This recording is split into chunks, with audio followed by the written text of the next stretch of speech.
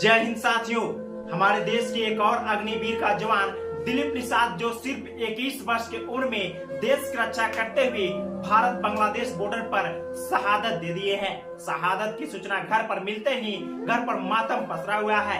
परिवार परिजनों को रो रो कर हालत बुरा बन चुका है। यह जवान सिर्फ 21 वर्ष का उम्र में, जिस उम्र में लोग हंसते खेलते हैं, जिस उम्र में लोग मौज मस्ती के साथ काटते हैं, उस उम्र में यह जवान अपने देश के लिए प्राण को न्यौछावर कर दिए। शहादत से इनके परिवार परिजनों को रो रो कर हालत बुरा बन चुका था।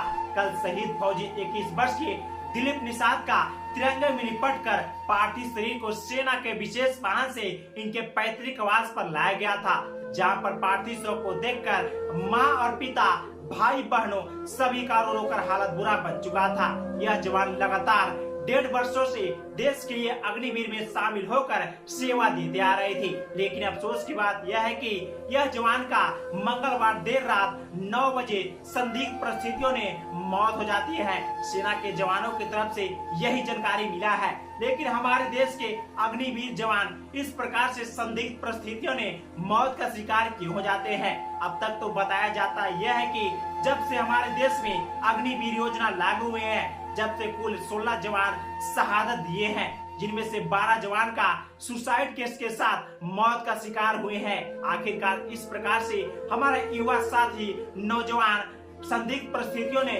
मौत के शिकार क्यों हो जाते हैं। ये एक तरफा सवाल है जो लगातार सरकार के लिए यह बनती है। आप लोग कमेंट में जरूर अपना राय देना दोस्त, कि हमारे देश के युवा साथी जो हमारे देश के कह सकते हैं कि सुरक्षित रखते हैं, बॉर्डर पर सीना तान कर मुस्तैद खड़े रहते हैं, इस मुस्तैद का कीमत उन लोग जान देकर भी चुकानी पड़ती है। लेकिन ये सब जवान किस प्रकार से इतना तेजी से सुसाइड कर लेते हैं। अब तक तो बताया यह जाता है कि 2022 से जब से अग्निवीर योजना लागू हुआ है, जब से हमारे देश के कुल 16 अग्निवीर का जवान शहादत दिए हैं, लेकिन उनमें से 12 जवान का सुसाइड केस के साथ मौत का शिकार हुए हैं।